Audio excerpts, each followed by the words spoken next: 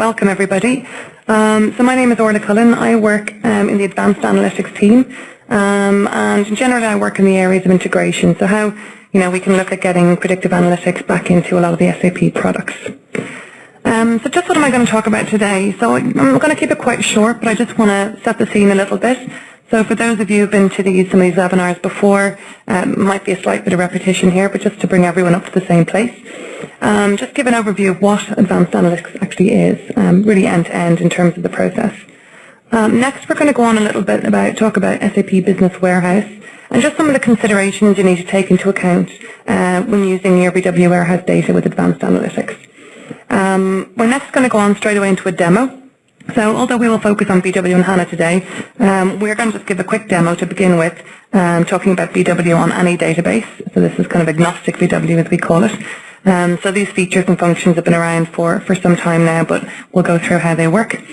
Then we're going to talk a little bit about BW and HANA and why we have decided to do this webinar today. So quite a bit has changed for both the BW product team and also the Predictive Analytics product team. So we're just going to go through what those changes are and how that's really improved the overall integration between BW and PA. Then we're going to do a bit of a demo, so we're going to log in and we're going to see both BW and HANA system, see some of the structures that we're going to use, and then we're actually going to go through a modelling exercise. Once we've completed that, we're going to show how we can export the results back into BW and HANA, and then finally we're going to go in and look at some of the new features in BW, including the BW modeler, which allows us to actually join HANA views together with BW Infoproviders, and we'll explain why that's so important a little bit later. But also then at the end we'll have time for Q&A, so we'll try and answer some questions as we go, but obviously we are going to open up to questions at the end. Okay, so to begin with, most of you may have seen this slide before, but just wanted to go through the end-to-end scenario for advanced analytics.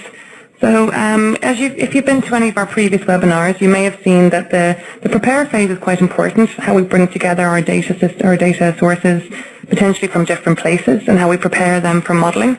Number two, we've a number of webinars on modelling, particularly those from our data scientist, Dr. Paul, and some of his colleagues, and have explained some of the easy-to-use automated analytics, but also some of the expert tools that we have available using various libraries such as PAL and then also the R language. Then we're going to go on to deploy a little bit. This is how do we get the model that we've created and deploy the results or the model itself into some form of a system, be that an ERP or an analytics system.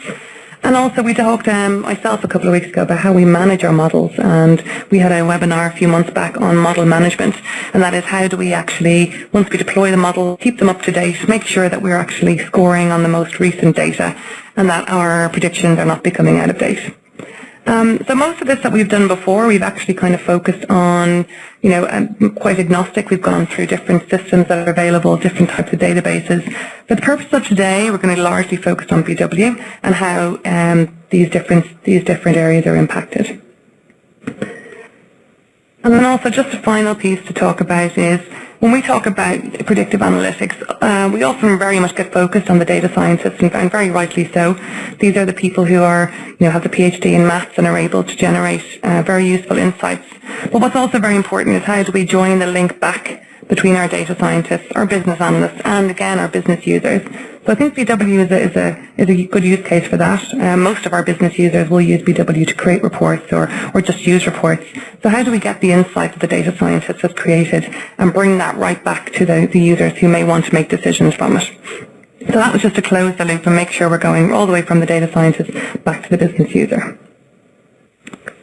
Okay, so the first thing to talk about today is just some considerations that we need to think about when we actually are using SAP BW and advanced analytics.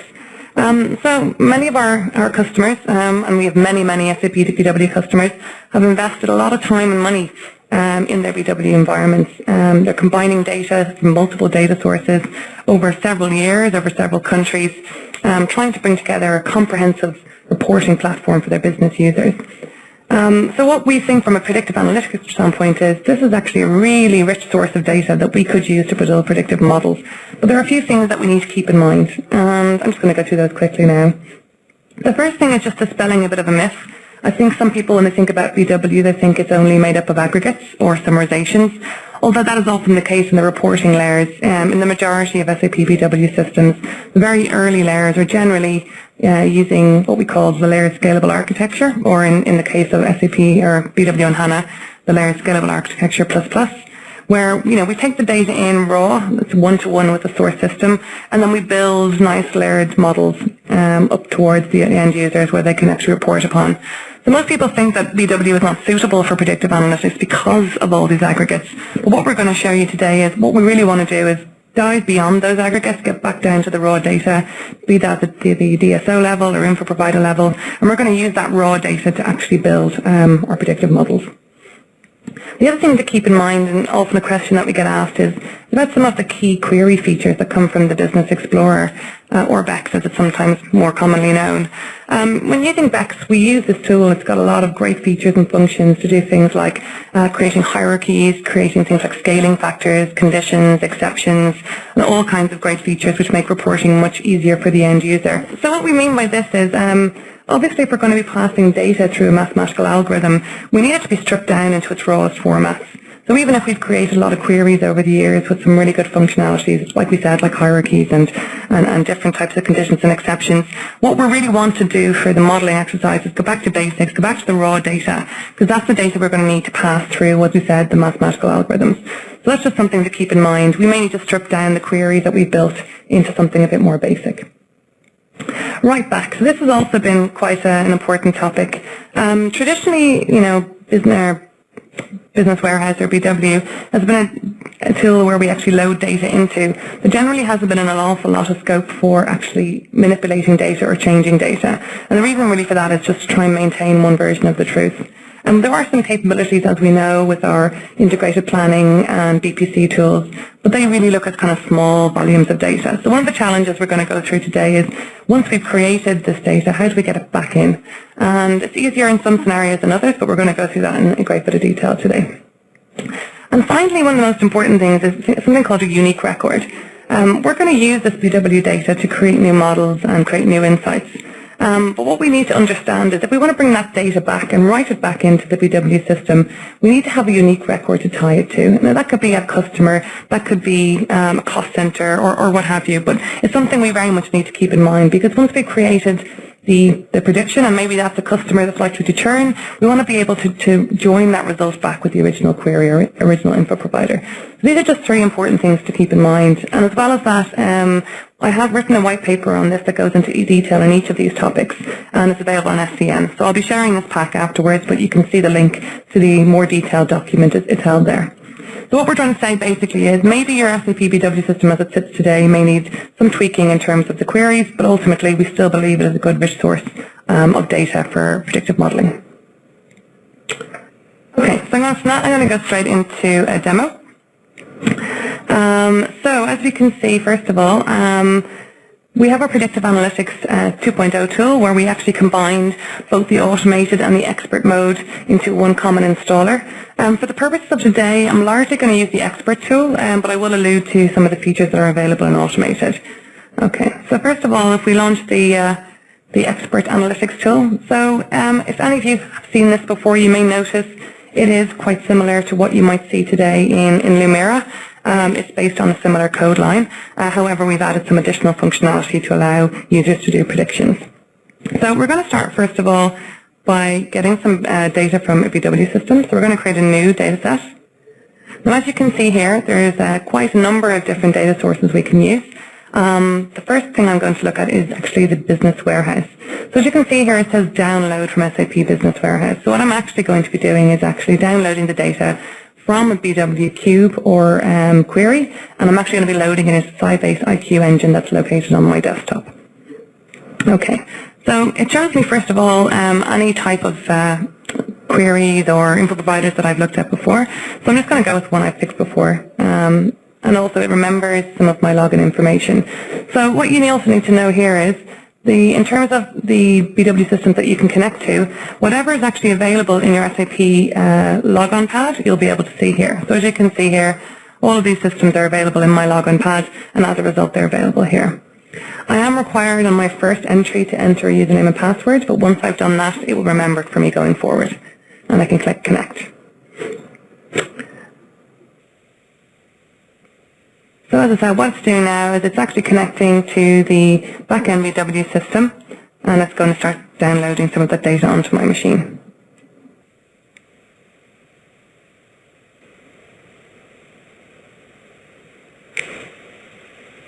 So if I didn't already have it saved into my favorites, it would also bring me in here, and based on my roles or info areas, it would provide me a list of any of the BW cubes or queries that I would have access to. It also inherits all my permissions, so if I only had specific rights, maybe it's a multinational system, maybe I only have rights to my local country, it would also take that into account as well. Hey, Orla, this is Adrian here. While we're waiting, there's a question from Dhirendra, which maybe you can take right now. Sure. Is SAP GUI a prerequisite to use Lumira or to use Predictive against BW? And it is, yes. And is it possible to create a connection to a BW system that does not exist in the SAP GUI from Predictive or Lumira? The only other option you would have is if you already had the connection through a business objects client, but it wouldn't actually be possible if you have it done through, so the only other way is either has to be the logon pad or through a BOE connection. So when I logged in, first of all, it gave me an option of going either via BOE or business objects or via the SAP GUI. So if it is already configured in the OLAP, you can pull it through that way as well.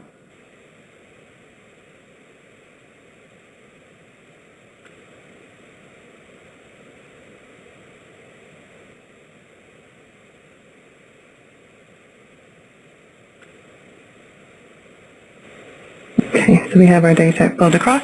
Okay, so again, you notice this looks quite like Lumira with the addition of what we call the Predict room.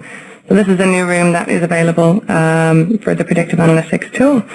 On the right, we have all of the algorithms that are available to us. Because we're in what we call the offline mode, which means we're using the algorithms that are actually in the desktop itself, we have a number of algorithms that are used. They can be the R algorithm libraries, but also we have the Infinite Insight, or what we call the APL, which are the guided mode, which are quite easy to use. So for the purposes of today, I'm going to use that as well.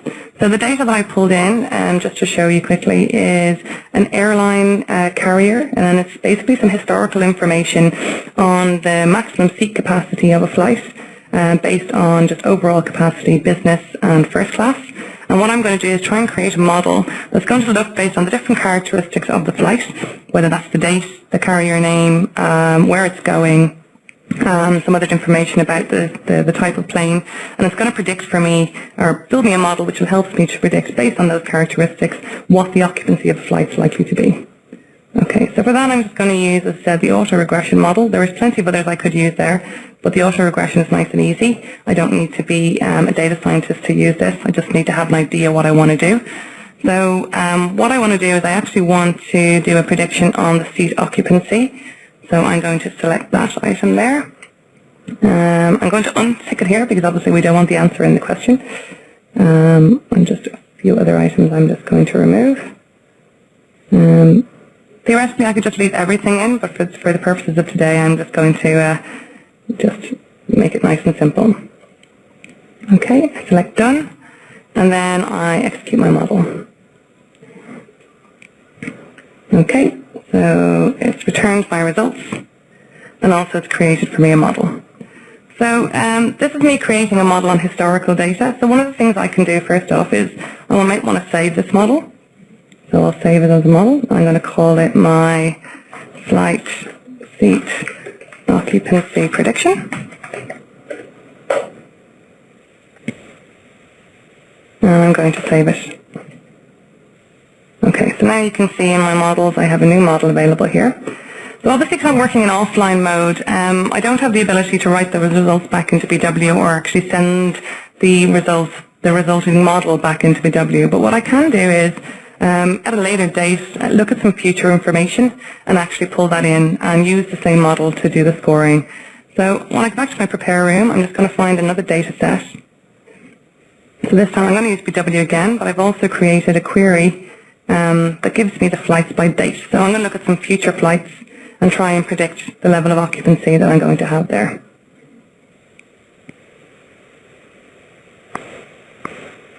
Okay. So again, it brings me down this query panel. So the first time I logged in, you noticed I went with an Infoprovider. This time I'm actually using a query. Both are available, and we'll just pull that information in.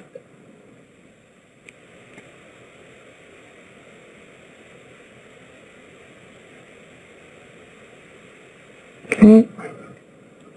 The other thing just to mention here is, and it's a feature that we added into the tool a few months back, is the ability to actually bring in this, character attributes or display attributes which are part of the carrier ID. So in previous times, sometimes in BW you need to turn display attributes into navigational attributes. You don't have to do that for predictive. Once they are there, you can pull them through. So this is quite important if we are doing something, particularly if it's around customer and we want all of our customer information brought forward. Okay. So now it's asking me for a date range.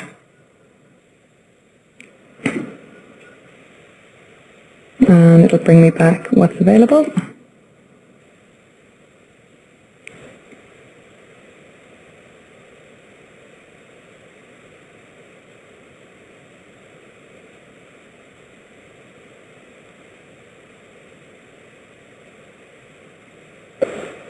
And of course, whatever way you want to configure your query, you could have any of the variables. The mandatory variables will be pulled through here as well. So that's me into 2019, so I'm pulling this into the future.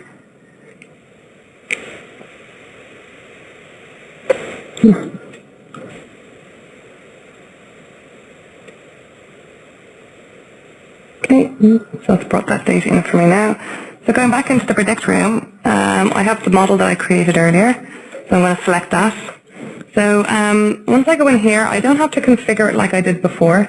It already knows that what I'm trying to predict. What I'm just going to do is select the values that are available and make sure that they're pulled through. Okay, and I'm going to execute that. And I have my new results. So theoretically, I could run this weekly, monthly, annually using the model that I've created. At any point in time, I could use more historical data to bring the model up to date, but I have my prediction results here.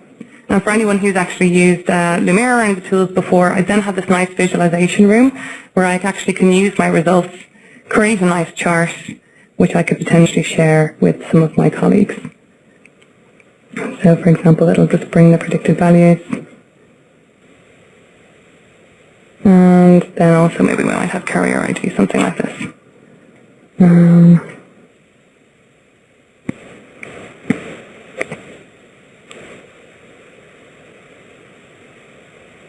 Okay, so when we would have then now the predicted values based on what we've just done, and we could share that with another colleague of ours.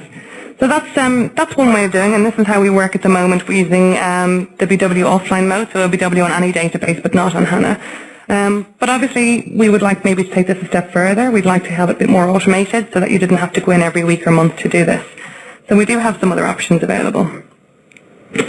Okay, so first of all, since we last showed you what was available using BW on any database, quite a bit has changed, both with BW on HANA, but also on SAP Predictive Analytics. So just looking at SAP Predictive Analytics 2.2, so there's three big features that we've added that have made this topic a lot more interesting. The first is those nice, easy to use automated algorithms that we've used in Infinite Insight, now called Automated Analytics, have now been packaged into the Automated Predictive Library and are now available to run directly in any HANA system once you're an SP9 or above. So this means that nice, easy to use format that we had in the automated tool can be used in any of our HANA environments. The other thing to remember is those APL nodes are been surfaced in Expert Analytics. So whether you're using an online mode, which you're downloading the data, or online mode where you're connecting directly to HANA, or offline mode where you're downloading the data to the database, those libraries are all available to you as well. And then finally, although I'm focusing largely on Expert today, as of 2.2, we've added view support for automated analytics. So up till 2.2, we were only able to connect to HANA tables, but now we're able to connect to HANA views. And that's going to be important when I explain some of the new features for SAP Business Warehouse. So as of 7.4, BW on HANA has actually added some very, very interesting features. The first one being the HANA view generation from Infoproviders. This is available from BW 7.4 Support Pack 5. And they've extended that in Support Pack 8 to enable BEX query view generation. So this is where basically you can use any Infoprovider or query that exists in your BW landscape, and you can actually generate a HANA view from that. So just to reiterate, that's a HANA view. So we're not duplicating any data, we're not adding data somewhere else, we're just creating a HANA view from that information.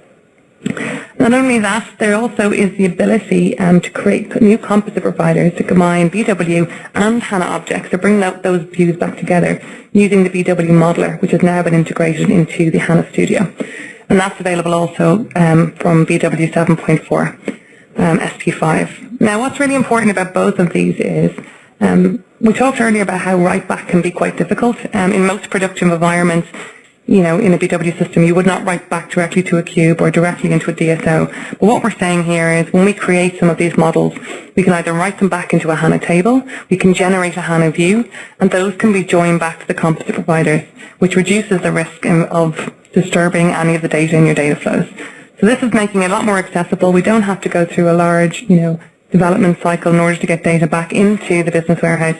And what I'm going to show you now is basically how that can work. Okay, so there is quite a bit of documentation on this, and I will leave it all to you towards the end. But there's 3 different types of Infoproviders that we can use. So we have these Infoproviders, but we also have the queries and characteristics and attributes. And those map into a few different objects. We can either create calculation views, so this is where we have some input variables, or we're using a composite provider. We can also create analytical views. Again, this is generally DSOs and that type of thing. And then also if we have characteristics. And for characteristics, we can actually create attribute views. And this is quite important for predictive because oftentimes we are profiling our customers or profiling different entities. So these attribute views are also very important.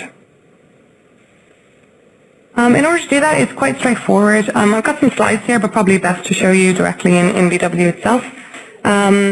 So once you are on SP4 and above, the ability to actually create an external HANA view from any Infoprovider is very, very straightforward.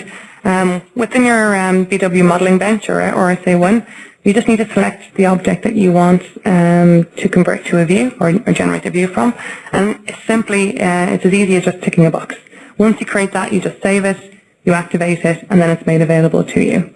And actually within the BW and HANA system, we actually have created a number of spaces, so it makes it easy for users to know where to find those data when they go in there. So there actually is a default area, which we call BW to HANA.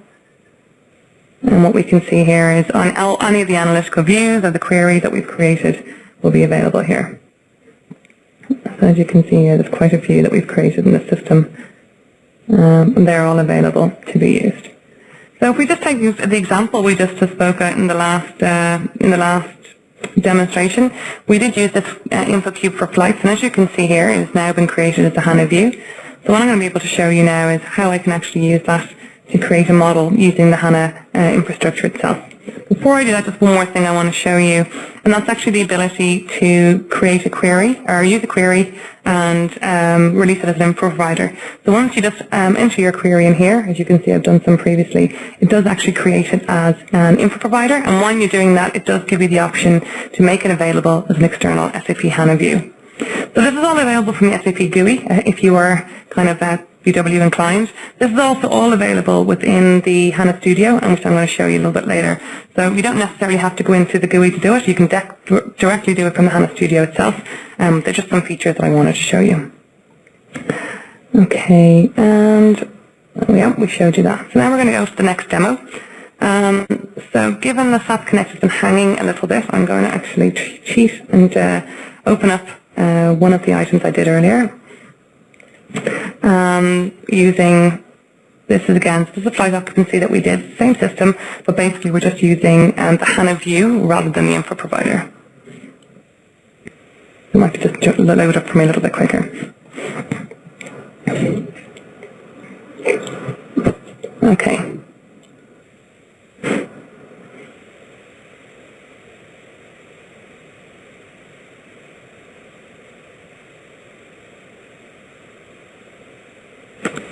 Okay, that's just loading for me there now.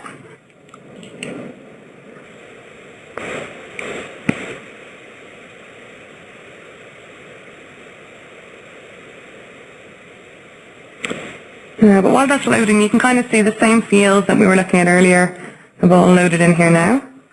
The other thing we could do, and something that we did a bit earlier, is we can create different queries on that. and also they could be created as specific analytical views for you to use. And even if you wanted to add, for example, some kind of, I don't know, selection criteria or filters that you want to apply, maybe the data set that you have in your cubes is very, very large, and every time you load it you don't want to use the whole data set, you could put in particular filters such as financial year or even country or anything that you may choose.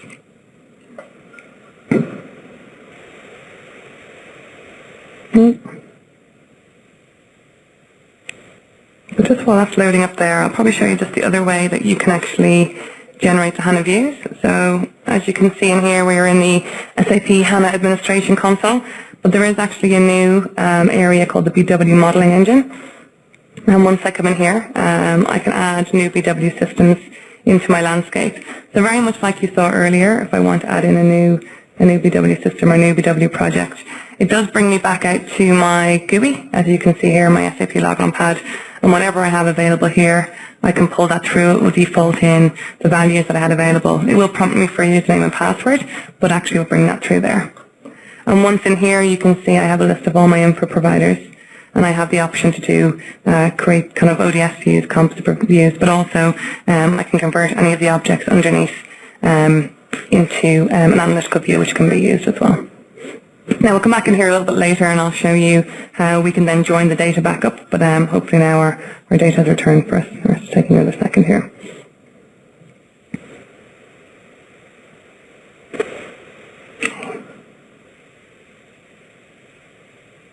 Okay, here we go. So if we go back into the prepare room, again you can see these are the same fields that we had earlier.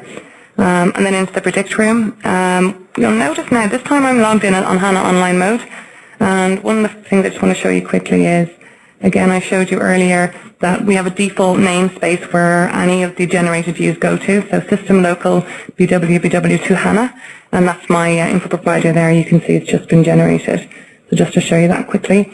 And then into the predict room, the algorithms that we see here are slightly different because now we are actually connected directly to the HANA predictive engine.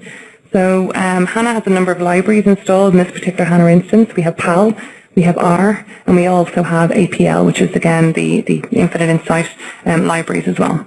So as you can see, we have a whole different list of them down here. So earlier on I did an auto-regression. For this particular exercise I actually did a multiple linear regression, which is just slightly different. It's one coming from the HANA libraries. Again, the configured settings are pretty much similar. You can see here I needed to select the different types of requests and bring all that information back. Once that's done, you'll see actually I've already executed this, so we should actually have a results screen already available. And this will bring back my results here. So again, this is great if I wanted to have a one-off execution and also have a summary of all the different metrics that we've gone through here in terms of what's come back. So this is for particularly for your data scientists to go through the robustness of the model. Some of the key values are available here. But if I want to use this model repeatedly and I don't want to have to go in and score it every time, one of the things I actually can do is I can actually export this as a stored procedure. So once I select this here, it automatically defaults to my own schema, but theoretically I could put it somewhere else. So this procedure I'm going to call flight model.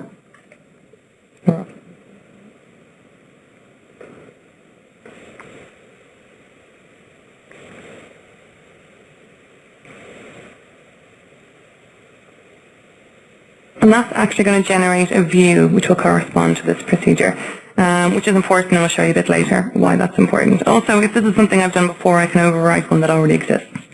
So I can just export that, and it will create both a stored procedure and a view inside in my HANA Studio, which I can have a look at in a bit.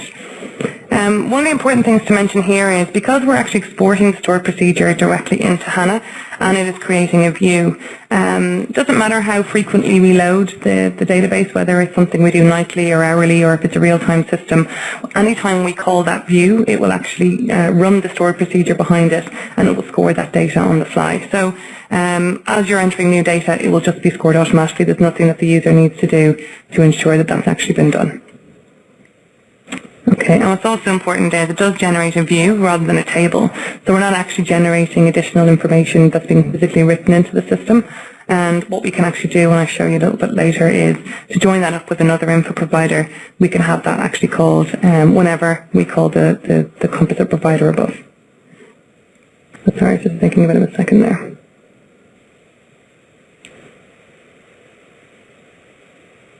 Okay.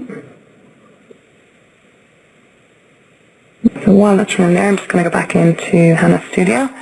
So back into my administration console. This is the BW system that I have just been working on the underlying HANA database.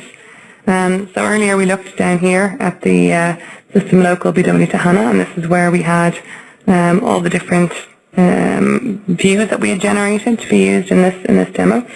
But what also we have here is anything that gets generated from the predictive tool will also be put in my schema. So I'm just going to open that up here while we're waiting. So that's me here. So there's two things. My views will come in here. Just take a second now. You can see some of the sales forecasts that I've done previously. And then also we have any procedures that I may have created that are created down here as well. So we've got sales forecast and sales demos. Let's see if this is still running. Again, apologies, it just seems to be that the SAP Connect takes a while.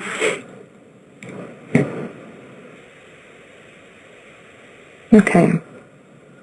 So while that's exporting there, I'm just going to go briefly back to the slide deck and just talk a little bit more about the BW modeler. So one of the really important things you mentioned earlier about the BW modeler was the ability to actually join information from both the BW stack and the HANA stack. And I think this is quite important because a lot of the time when we're trying to generate new views or new insights, we don't want to go through a complex development cycle whereby we have to go back and create entire new cubes and flows and have to migrate them through development, test and production. We all know that in the BW environment this can take some time, and one of the most important things about predictive analytics is getting that insight back to the user as quickly as we can. So what we're seeing here is it's relatively straightforward. Once we actually go into the BW modeler, and like I showed you just there, that we pull up a BW system from our SAP logon pad, we're also then asked to pull in the corresponding SAP HANA database. So as you can see in my HANA Studio, I have quite a number there.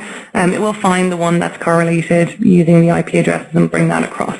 And once that's done, I can then go through any kind of an exercise whereby I select a new composite provider, which will be created on the fly. I can then search through my information for an info provider. Once I've selected that, I can select a HANA view. And once I've done that, it will actually ask me for the data that would link them together. And this is where it comes back to what I mentioned earlier about having unique records. So if we are generating a HANA view which shows, for example, per flight, what seat occupancy is likely, we need to make sure that that flight key is unique, and we need to make sure that it's generated both in the HANA view and the info provider. So we want to join that data back together. We have both those pieces of information which can link it back, and that's very, very important. Not everything in BW has a unique key, so it's something you need to look at your data set before maybe going through some of these exercises. And then once that's created, we do have created a new composite provider which actually joins the data, and obviously we have all the information available to us, which is the new composite provider. Okay, so my store procedure has been created. I'm just going to show you that quickly now. So,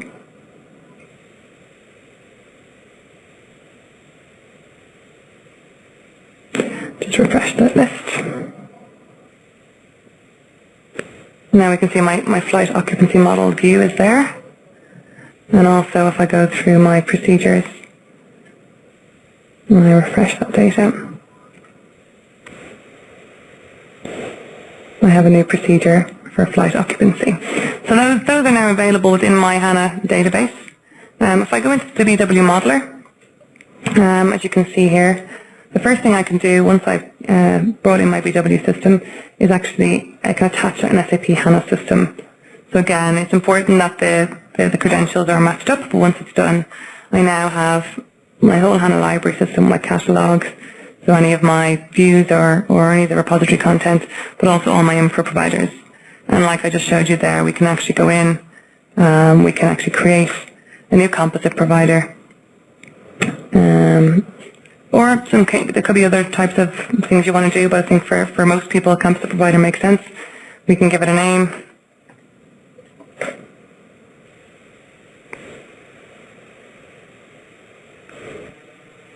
Decide when to join it, and then again, we can just go in and select. So if we had sales data or whatever else, we can join that together now. For the purposes of today, I don't actually have the two systems fully linked up. That's something I can send on to you guys a bit later. But the idea is you just pull together the sales and the sales info provider and your results, and you can pull those together.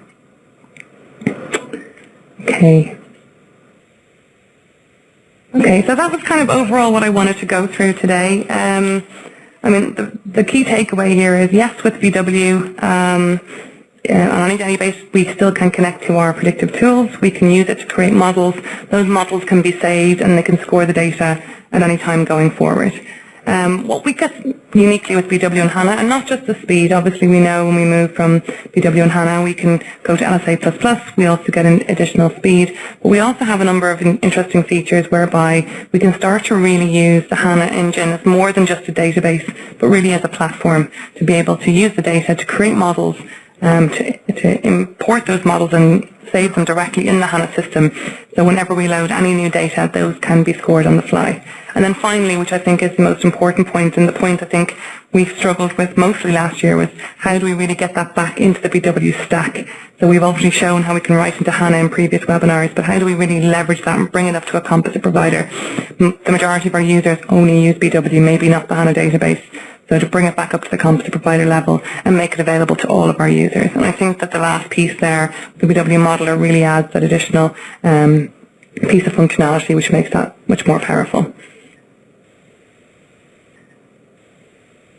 So basically what we had done here and what makes it slightly different, if I go back directly into the predictive tool, so the first thing I did was, instead of actually writing it back, what I did was I exported the model as a stored procedure. So it generated both a stored procedure and a view. And once the view and stored procedure were created, I was then able to join the view back to an info provider via the use of a composite provider directly in HANA Studio itself. Now, what I probably didn't mention here is there is another way of actually writing the data back directly into HANA, and that is using the data writers. There is a HANA writer available which can actually write the data into a table, so it's persisted for anyone to use. The reason I showed the view was because obviously the HANA writer only writes based on the data available in the system at the time of execution. With the view, it doesn't matter how often you load the data, that data is refreshed, and every time you call that view, be it via the composite provider, it will score the latest available data in the system. How complex or complicated a scenario and data set can be handled, I assume? Sure. I mean, I think what I went through was probably a very straightforward data set and an easy to use use case. One of the things that we work on as part of the overall product is looking at things like big data, very wide data sets. And I know the team have been looking at particularly wide data sets from 15,000 columns and above. So I suppose in that scenario, we can use more complex and larger data sets. In terms of more complicated scenarios, one of the things I didn't show, but it's available, I used all of the standard available algorithms to me, but actually there is the ability for us to, or for users to write their own R scripts or import their own predictive models. So they may not want to use the PAL library or the APL libraries that become a standard, but they may actually decide they want to create a brand new script of their own, and that's something that they can do as well. So it could be a lot more complicated than what I've just shown. I'm using standard SAP the whole way here, pretty much.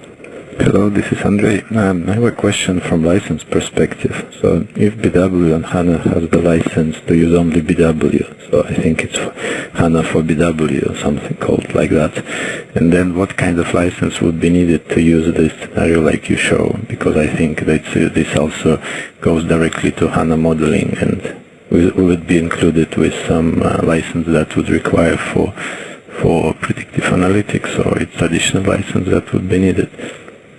Thank you. So it is an additional license if you're just using BW and HANA without any predictive capabilities, be it the predictive engine within HANA or the predictive analytics tool suite. It would be an additional add-on of a license. My understanding is, I think people don't expect it to be, the predictive tool is not expected to be used by everybody in your organization.